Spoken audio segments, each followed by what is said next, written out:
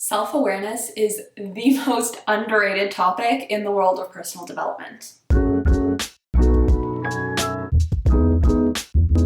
Hello, welcome back. My name is Elena and today I wanted to share with you seven books that have really helped me in my self-awareness development. I truly think self-awareness is one of the most underrated topics in the world of personal development, and it's because literally everything else is based upon your level of self-awareness. If you're looking to create new habits or improve your productivity, then you need to be aware of what your tendencies are, of what distracts you, what you need in order to be able to focus, what your most productive times of the day are. And there's just all these things that go into being more productive. If you're looking to have healthier relationships, then it helps to be self-aware of your own things that you need to work on, your reactions, your tendencies, the stories that come up in your head, the patterns that you tend to play out in your life. Or if you're looking to build a more fulfilling career or start your own business, then you certainly need to be self-aware of your strengths, of what you need support with, of who the right mentors are for you, or what the right path is for you to go down. When we think about personal development, it really comes down to building and creating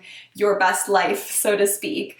And the key word there is your best life. You really can't build your best life if you don't know who you are first. So for the 7 books that I want to share with you today, I have broken them down into 3 kind of overarching categories. The first just being overall life design.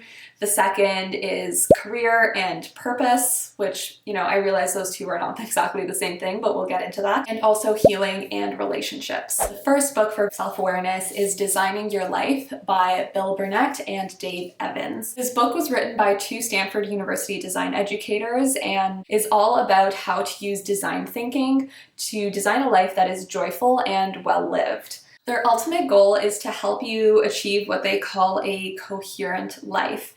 And they write, a coherent life is one lived in such a way that you can clearly connect the dots between 3 things: who you are, what you believe, and what you are doing. This book is filled to the brim with all sorts of exercises, prompts, questions, all sorts of stuff that you can put into practice to help you achieve that. I love that this book gives you permission to release the need to have this grand plan in life, and also kind of differentiates this being versus doing as not a binary or even a spectrum, but instead as a cycle that we go through in different seasons of life, which I thought was really helpful. Reading this book, it feels like you're almost going through a course, which makes sense because the authors actually do run a course called Designing Your Life at Stanford. So basically you get to soak up all of the information that would be in that course without actually having to go to Stanford. The next book on my list is The 4 Tendencies by Gretchen Rubin.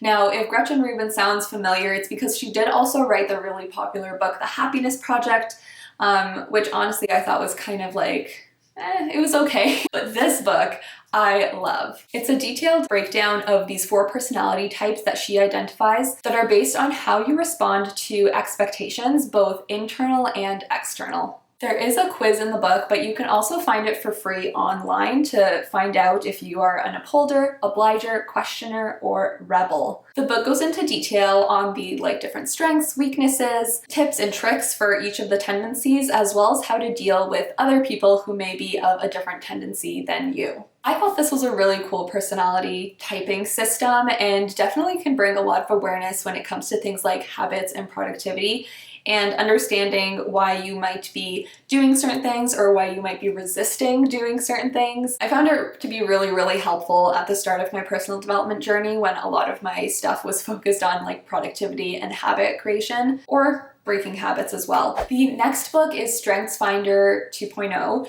which, as it sounds, is all about identifying your strengths and becoming more of who you are. It is important to know that though there is a bit of an introduction to the book, the majority of the book goes through these 34 strengths, and to make the most of it, you really do need to take the online quiz for that. It's called the Clifton Strengthsfinder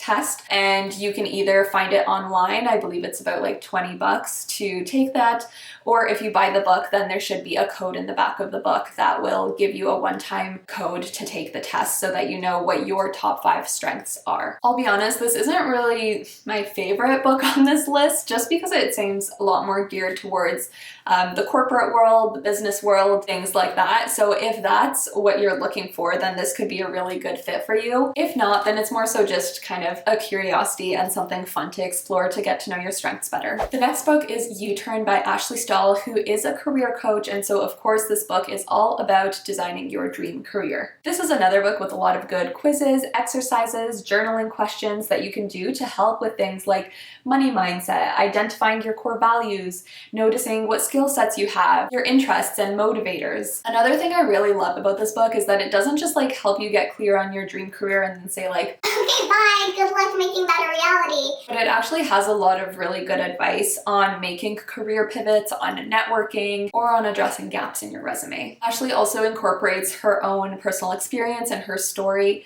in the book in a way that I think is very authentic and vulnerable, and I really appreciated that while I was reading it as well. She does have a TED Talk that you can check out. I'll link it in the description below, and if you watch that TED Talk and you really like it, then you will love her book. Next up is Discover Your Dharma. Now, while the last 2 books were much more career focused, this one is all about finding your Dharma, which is a Sanskrit word for your unique life purpose, which, as she mentions in the book, may or may not actually be tied to your career or your job. The book pulls from Vedic wisdom and talks about things like your doshas and chakras and the different paths to finding your dharma. And yes, it does also have a free quiz that you can take to discover your dharma archetype, which then becomes a piece of your overarching dharma blueprint. I definitely have pages and pages of notes and journaling and exercises that I did from this book when I was working through it. And I found the book really helpful, not just for self-awareness, but also self-acceptance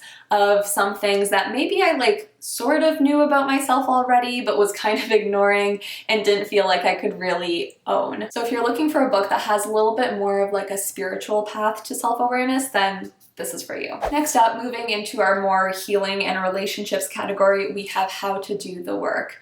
This book feels like therapy in book form, honestly. It's all about cultivating mind, body, soul wellness from a holistic perspective.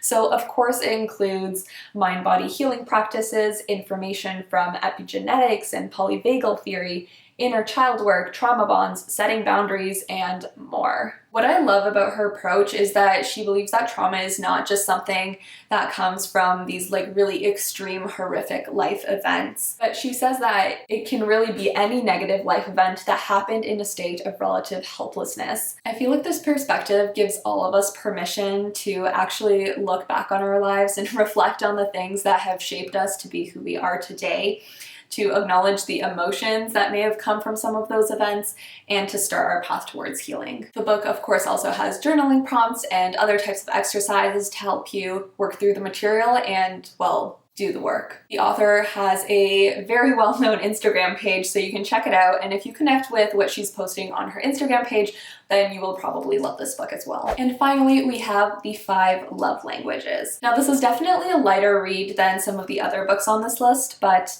I thought it was still worth mentioning. If you don't already know, the 5 love languages are basically 5 ways that people receive or express love for each other, and we all have our preference for how we like to be shown love. Even if you already know what the 5 love languages are and you know what your personal love language is, I still do think it's worth a quick read just to go deeper onto each of those love languages, get new ideas for how to implement them, how to show love that way, and just overall improve the relationships in your life. While the book focuses mostly on romantic partnership kind of relationships, I do think it's really helpful in all sorts of relationships and is a really handy tool for improving your communication as well as asking for what you want. So those are the 7 books that have helped me on my personal development journey. Obviously, there are so many more out there, especially if you're looking to gain self-awareness on a particular in a particular area of your life. I would love to hear from you. Have you read any of these books? And if so, what did you think of them?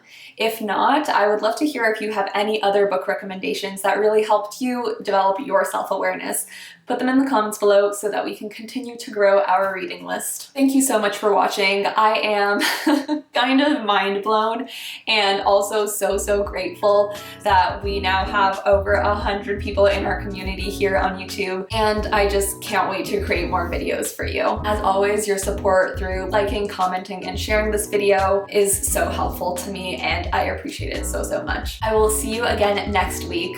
Bye.